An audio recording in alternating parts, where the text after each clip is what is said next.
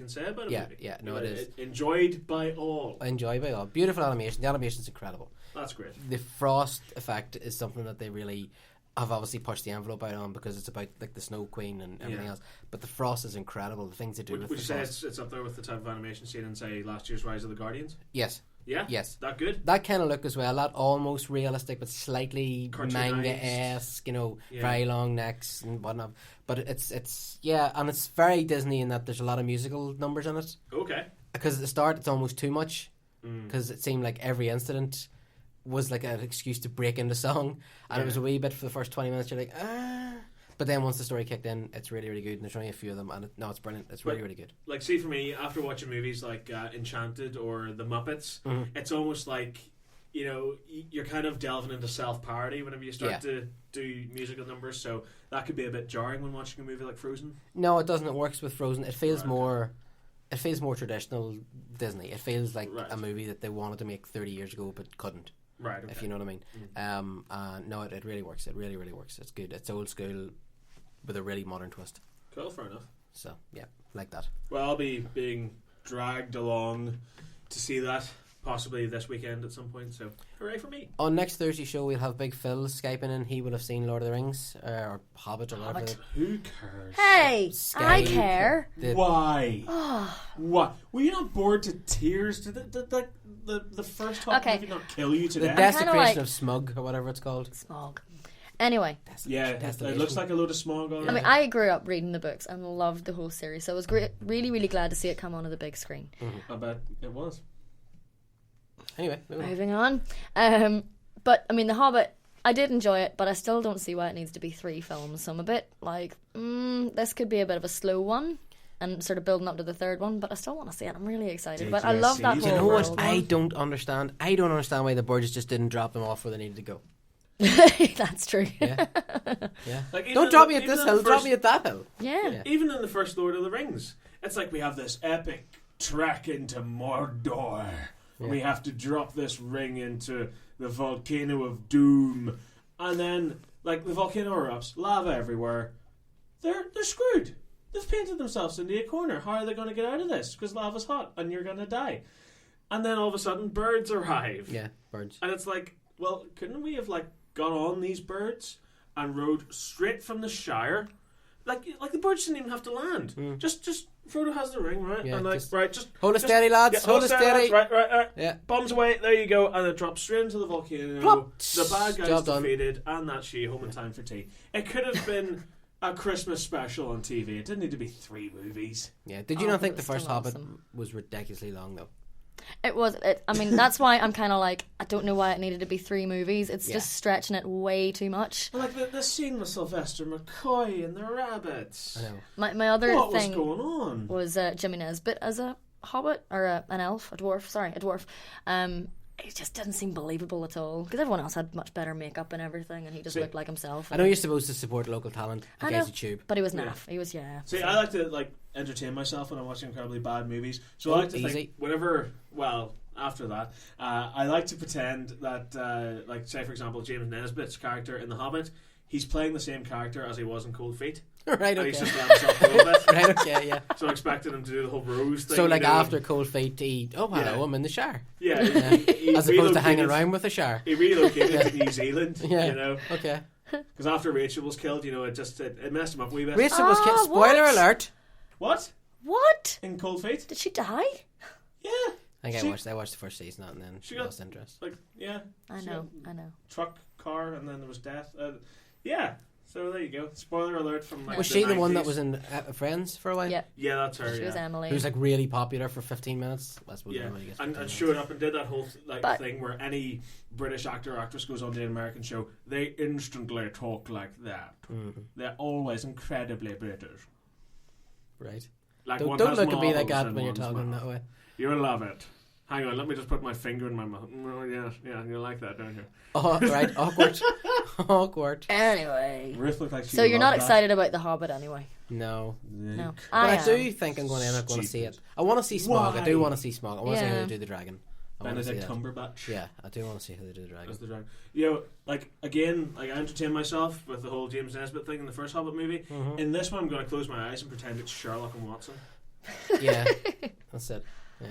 Yeah, because like there's the clip in the trailer where Martin Freeman's like, we're honoured by your majesty, O great Smaug. And it's just, I'm closing my eyes and I'm saying Watson. Are you a total fangirl with this, Ruth? Are you going to be there first night? No. No. No. You had to say it. No. I know I'm working that night anyway for a start, but even if I wasn't, I don't think I'd be there for the first night. Right, so you're not like, oh my god, I need to see this right now. No, I'm not like the girls going to see Hunger Games when I was there going, oh my gosh, I can't actually believe I'm actually here. Yes. Yeah. I'm hearing it's really good. I loved it. Right. Yeah, I want to see it. I wasn't entirely impressed. I was saying the only thing that spoiled it was like the 14, 15-year-old girls beside me going, I can't believe we're here. It's just so awesome. It's amazing. Oh my god, a cinema totes amaze. I know. I have hands. Oh, they also took a photo of the screen with like nothing on it before the movie. Piracy. Before the movie, and then a shot after the movie, completely identical. There's nothing on the screen at all. It's like, this is before we saw it. This is after we saw it. This is the screen before it was blessed with the presence of catching fire. This is it after it was blessed by the presence. They'll probably get that laminated and put it up on their walls. So obviously you have talked about this. I have to listen to the podcast.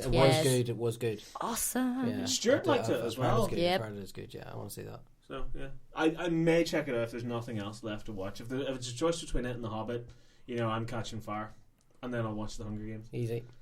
And then Saving Mr. Banks. Is it? I heard you talking about it. You're a bit squee over that, weren't you? I don't think Saxon would be too excited about it. Well, Marc, you know my thoughts on Mary Poppins. Yes. Everyone knows your thoughts on Mary Poppins. No, they don't. And the world is a much better place for not. That's why Julie Andrews has a restraining order against you. Yes. That's I would do to that woman. Bigger on the inside, eh? Indeed. Yeah. Van Dyke, indeed. So, yeah. No, it's a very good movie. Okay. So it's worth and seeing. Naturally, anything that Tom Hanks is in is just instantly gold these days. I don't bring back funny Tom Hanks. I'm bored of serious Life is Like a Box of Chocolates ever since he did that god awful Forrest Gump movie, which is pretentious nonsense. Yes, all right, tell me it's a great movie, and I will serve you your ass. I swear to God, it's terrible. It's a horror. Everybody's like, "Oh, Forrest Gump's so good." No, it's not. It's drivel. It's pretentious, exploitive crap. Fair enough. I mean, for me right now, because when I watched it, it was. She loves Forrest Gump. No, I don't. Get her out. But when it came out. Well, a year after it came out, it was on like the Sky box office, just on loop all day. Whoa, slow down, egghead. Yeah, right. Well, it was. I was doing my GCSEs and trying to procrastinate from studying, so I ended up watching it loads and loads. So now, Forrest Gump is one of those movies. It's just kind of like background noise. Yeah. Yeah, I would agree, because like every Easter for a long period of time, BBC One would play it and Back to the Future. See, I want The Burbs, I want Money Pit, I want Dragnet, I want that Tom Hanks back. Philadelphia, not that Tom Hanks. No, because even he's not funny in Philadelphia. Yeah. Well, then again, anyone would struggle to try and make AIDS funny. Well, apart from Family Guy. Family Guy. No, but I really miss funny Tom Hanks. I want funny Tom Hanks back. Yeah, funny old Tom Hanks though. Yeah, I want a sequel to The Burbs. I want a sequel to Castaway where he's just lost his mind. Yeah. And it's Wilson! Yeah. I'm just picturing him at like the beach with volleyball matches going on and chasing after the balls. Yeah, in his underpants. Yeah. Chasing after the balls in his underpants. Right. So right. And I'm the worst one here whenever it comes to that sort You're of a complete smut. ledge. Anyway. Complete ledge. Yes. Right, that's all I got. I'm a guest. So wrap up. You're done? I'm done. Right, okay. Was there anything else? Game of Thrones, right? Oh. Amelia Clarke. Yes. What's she like as a person? Do you watch Game of Thrones, don't you? What's she like as an actress? Very good. Right. Do you reckon she could be Sarah Connor? Yes. Very much so. Because there's a lot of rumour and hoo-ha going on about this new Terminator reboot. Listen, can I just say as well that I know she's one of the two shortlisted, right? Yeah. I ran that story on Following the Nerd a month ago. Yeah. And now everybody's picking up on it. I had that story a month ago on Following the Nerd. We talked about You're it on awesome, this show Marc. a month ago. I know. We talked about it on this show a month ago. Do you watch Game of Thrones, Ruth? Yes. Yes. Do you like Game of Thrones? Yes. Her character is amazing. Oh, incredible. Yeah, and for the does record, well. I think she's the one that's going to win the Game of Thrones, so to speak. I think she's the out-and-out winner. Right, but okay. I think she'd be a brilliant Sarah Connor because she's feminine, she's sexy, she's kick-ass, she has everything that Sarah Connor should have. Right. She doesn't look anything like the Linda actresses Hamilton. that have played Sarah Connor so far. Or other Linda Hamilton and... That's in Game of Thrones as well. played Mama in Lena Headey. She doesn't look anything like them. No. But taking the looks out of it, which I suppose is fair enough.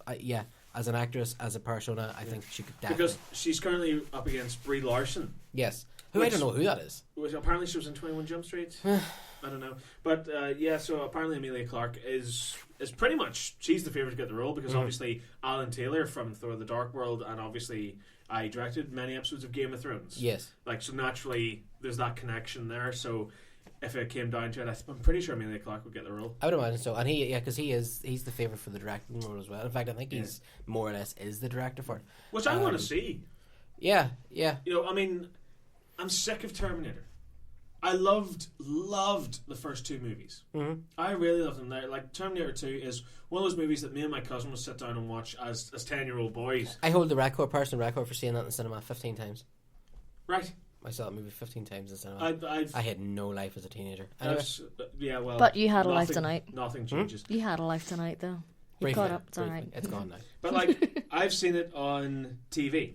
I've taped it off TV onto a VHS cassette. I have seen it on VHS, proper VHS. I've seen it on DVD. I've seen it on Blu-ray. I've seen it on the big screen. I've seen it in 3D. I've seen it in pretty much any format. Good to see it in 3D. Well, whoop-de-doo for you. Florida. Right. The Battle Across Time one. Right, okay. And all that's in 3D. Right. So, I actually count that. So, technically I've seen it in 3D. Because I'm so awesome. But, Again, whoop-de-doo for you. Yeah, whatever. Go read your Hobbit book, you nerd. Alright, wind it in. Keep her going. Keep her lit. Keep her lit. Go desolate your Smaug. Anyway. Getting back to what really matters. Yeah, so Terminator 1 and 2, I loved them. Terminator 3 was daft. Terminator 4 was good, but it wasn't Terminator. Terminator 3 had some good bits in it. I liked certain parts. I loved the end of Terminator 3. Yeah, no, it was the only bit that I enjoyed because it was so dark. Yeah. But no, I thought it was really daft in most parts.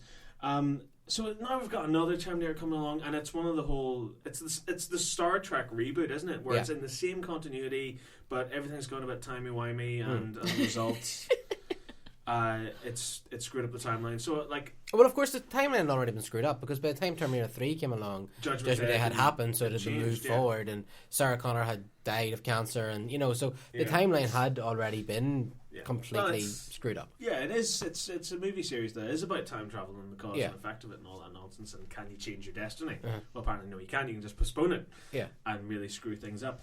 But so the whole idea with this new Terminator movie, they wanted to get Sarah Connor cast first, and I think it's pretty obvious it's going to be Emilia Clarke.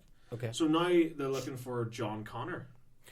And apparently Garrett Hedlund, isn't it Garrett Hedlund you call him? Yeah, from Tron Legacy. I think I would love to see him as John Connor because the only thing I've ever seen him in is Tron, and I adore Tron Legacy. Yeah. And he got an awful doing for that. And I actually think he's quite good in it. Yeah, no, I like him. I like him. Critically, he was destroyed for that, and he's done pretty much nothing since. Yeah. So I think he deserves another shot. And yet Olivia Wilde just gets to walk away squeaky clean. Yeah, that's because she's absolutely stunning. But that's true. Ruth, you would, wouldn't you?